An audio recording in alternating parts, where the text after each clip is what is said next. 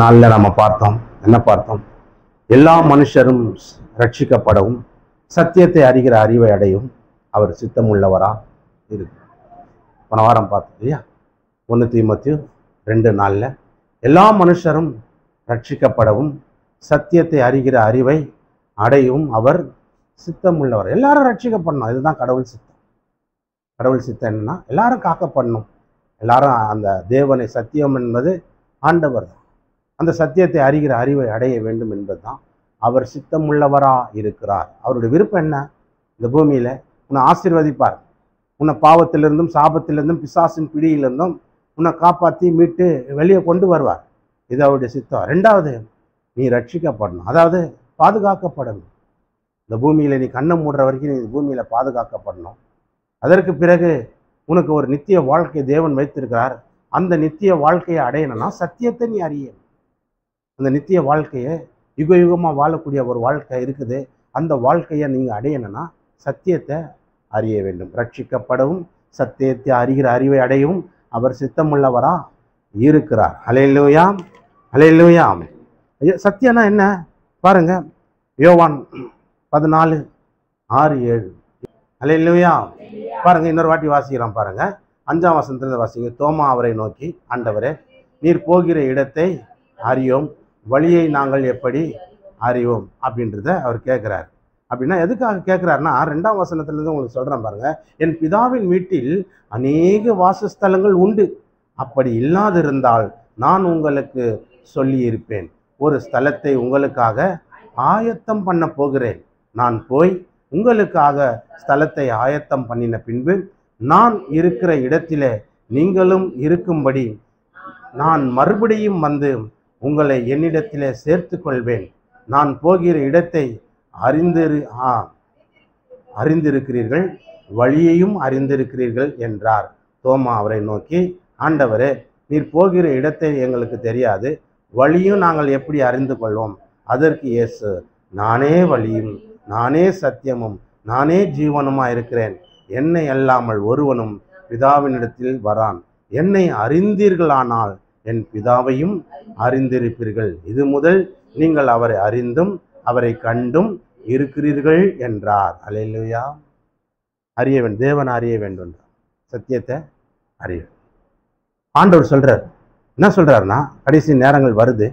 அவர் ஊழியத்தை முடிச்சு மறிச்சு சிலுவையிலிருந்து உயிரோடு எழுந்து சீஷர்களுக்கு காட்சி கொடுத்து அதுக்கப்புறம் அவர் பரலோகத்துக்கு போனோம். அந்த வார்த்தையை அங்கே சொல்கிறேன்.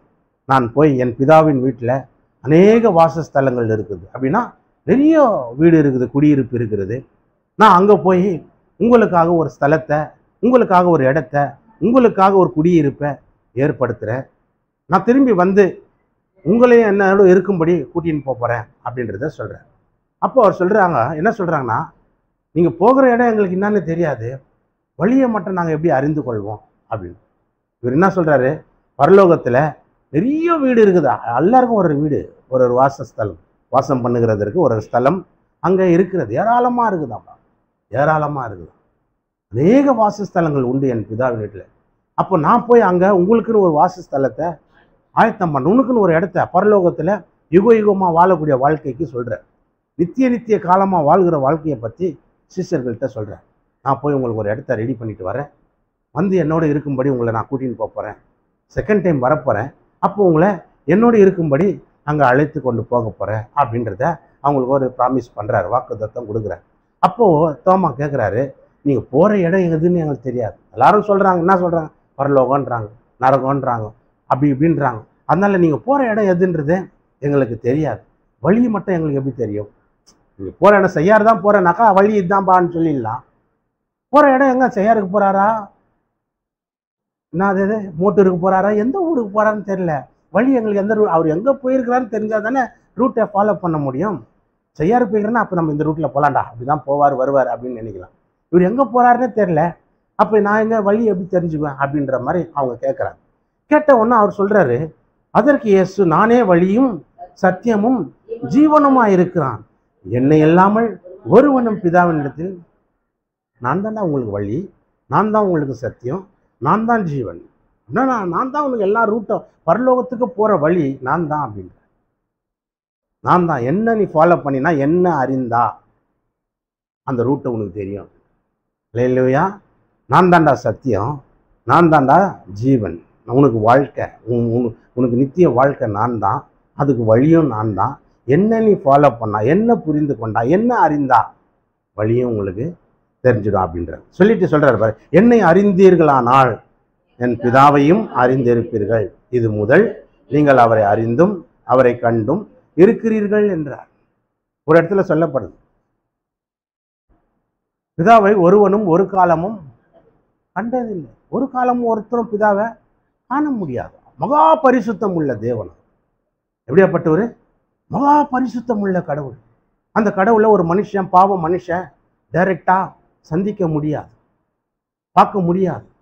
அவன் எரிஞ்சு சாம்பல் ஆயிடும். அப்படிப்பட்ட மகிமை அது. இல்லையா? சூரிய வெப்பமே மனுஷனால தாங்க முடியல, செத்துடுறான். அங்கங்கே செத்துடுறான். நியூஸில் பார்க்குறோம். என்னன்னு பார்க்குறோம்? வெப்பம் அதிகமானதுனால, வெப்பம் தாங்க முடியாமல், வெயில் தாங்க முடியாமல் வயசானவங்க செத்துட்டாங்க, அப்படி இப்படின்னு எவ்வளோ நியூஸ் எல்லாம் பார்க்குறோம். வெப்பம் தாங்க முடியாமலே மனுஷன் செத்து போயிடுறான்னா, தேவன் மகிமை நிறைந்தவர். அப்போ அந்த வெப்பத்தை தாங்க முடியுமா? அந்த மகிமையை தாங்க முடியுமா? அவன் எரிந்து சாம்பலாக போயிடுவான்.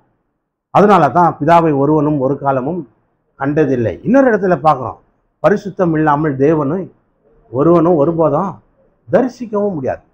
ஒரு காலம் பிதாவை காண முடியாது, பரிசுத்தம் இல்லாமல் சுத்தமாக தரிசிக்கவும் முடியாது. அவர் அப்படியே மகா பரிசுத்தம் உள்ள கடவுள். அப்படியேப்பட்ட தேவனை இந்த ரெண்டு காரியத்தையும் ஒருத்தரும் ஒரு காலம் பார்த்ததே கிடையாதுன்றாங்க.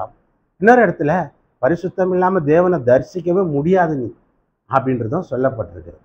இப்போ இப்படி இருக்கும்போது கடவுள் எப்படி சொல்றாரு, என் பிதாவை கண்டிருக்கிறீங்க, என்ன கண்டீங்க, என் பிதாவையும் நீங்கள் அறிந்திருக்கிறீங்க அப்படின்றது. இப்போ என்ன அது ஆச்சரியமாகுது. அப்போ தான் இவருக்கு ஒரு குழப்பமாக வருது. யாருக்கு? பிலிப்பு 8ஆம் வசனத்தில் பாருங்க. பிலிப்பு அவரை நோக்கி, ஆண்டவரே, பிதாவை எங்களுக்கு ஒரு வாட்டி காட்டு, அது எங்களுக்கு போதும் என்றான். அதற்கு இயேசு, பிலிப்புவே, இவ்வளவு காலம் நான் உங்களுடனே இருந்தும் நீ என்னை அறியவில்லையா? என்னை கண்டவன் பிதாவை கண்டான். அப்படி இருக்க பிதாவை எங்களுக்கு காண்பியும் என்று நீ எப்படி கேட்ட? அல்லேலூயா. என்ன கேட்குறான்? பிதாவை யெகோவா தேவன், அவர் தான் யெகோவா தேவன். இப்போ யெகோவா தேவனை ஒரு வாட்டி எங்களுக்கு காட்டுங்க. ஏன்னா எல்லாம் ஒரு பிதாக்கள் சொன்னது யெகோவா தேவன், யெகோவா ஈரே, யெகோவா சாலம், யெகோவா ஷம்மா, அப்படிப்பட்ட வல்லமை உள்ள தேவன் யெகோவா தேவன். அல்லேலூயா. அப்படிப்பட்ட அந்த யெகோவா தேவனை, பிதாவை எங்களுக்கு ஒரு தடவை காட்டு, எங்களுக்கு போதும். அப்போ இவர் என்னன்றாரு, அட பாவி, நீ இவ்வளோ நாள் நான் உங்க கூட இருந்தேன், பிதாவை தனியாக காட்டுன்னு சொன்னா எப்படின்ற? இதுக்கு என்ன அர்த்தம்? கடவுள் மனுஷன் கூட வந்து வாழ ஆரம்பிச்சிட்டார். கடவுள் மனித அவதாரம் எடுத்துட்டாரு. மனித அவதாரம் எடுத்து மனுஷனோடு சஞ்சரித்து கொண்டிருக்கிறாரு. இது இவனுக்கு இன்னும் புரியல. இல்லையா? வேணான்றான், கடவுள் எனக்கு ஒரு வாட்டி காட்டுன்றான். கடவுள் உன் கூட தான் இருக்கிறாருன்றத அவர் அழகா சொல்றாரு. அவனுக்கு அந்த அறிவு இல்லை, அறியல. அதனால்தான் எல்லா மனுஷனும் ரட்சிக்கப்படவும் சத்தியத்தை அறிகிற அறிவை அடையணும்னு தான் அவர் சித்தம். தேவனை அறிய வேண்டும். எல்லாத்தையும் அறிகிறான் பார். இது நல்லது, இது கெட்டதுன்றான், இது மழை காலன்றான், இது வெயில் காலன்றான், இது குளிர் காலன்றான், இப்படி நல்லது கெட்டது எல்லாத்தையும் அறிகிறான். அப்படிப்பட்ட அறிவு அவனுக்கு இருக்கிறது. ஆனால் கடவுளை அறிகிற அறிவு மட்டும் அவனுக்கு இல்லை. இல்லையா? அவர் எவ்வளோ நாள் எவ்வளோ அற்புதம் செய்கிறாரு, அதிசயங்கள் செய்கிறாரு. தேவன் ஒருவனோடு இல்லைன்னா எப்படி இப்படி அற்புதம் செய்ய முடியும் அப்படின்றதெல்லாம் சொல்றாரு. நானே தேவன் என்பது சொல்றாரு. நான் ரட்சிக்க வந்தேன் என்று சொல்றாரு. நானே ஜீவ அப்பம் என்று சொல்றாரு. நான் ஏன் உங்களுக்கு ஜீவனை கொடுக்க வந்தேன் என்று சொல்றாரு. இது எல்லாம் சொல்லி இவன் கடைசி என்ன கேட்குறான்? கடவுளை ஒரு வாட்டி காட்டு சார். அதுக்கு முன்னாடி கடவுளை ஒருவனும் ஒரு காலமும் தரிசிக்க முடியாது. அப்படிப்பட்ட ஒரு காலம், அப்படிப்பட்ட ஒரு வாழ்க்கை, அப்படிப்பட்ட ஒரு சூழ்நிலை இருந்தது. கடவுள் அதை மாற்றினார். அதை மாற்றி மனுஷனோடு சஞ்சரிக்கும்படி, மனுஷனை மீட்கும்படி. ஏன்னா மனுஷன் தேவ சாயலில் சிருஷ்டிக்கப்பட்டான். அதுதான் பெரிய ஒரு ஹைலைட், பெரிய ஒரு விஷயம். கடவுள் சாயலில் சிருஷ்டிக்கப்பட்டான். மனுஷனுக்கு கடவுள் கொடுத்த ஆத்மா அவனுக்குள்ளே இருக்குது. கடவுளுடைய ஆவி, கர்த்தர் தந்த தீபமாக அது இருக்கிறது. அப்போ அவனை மீட்க வேண்டும் என்பதற்காக தான் தேவன் இந்த பூமிக்கு இறங்கி வந்தார். தேவன் மனுஷனோடு சஞ்சரிக்கிறார். மனு குலத்தின் பாவங்களை போக்கவும் அவர்களுடைய சாபங்களை நீக்கவும் அவனுக்காக இரத்தத்தை சிந்தி அந்த இரத்தத்தின் மூலமா பாவ மன்னிப்பையும் உண்டாக்கி இருக்கிறார். இதை மனிதன் அறியவில்லை.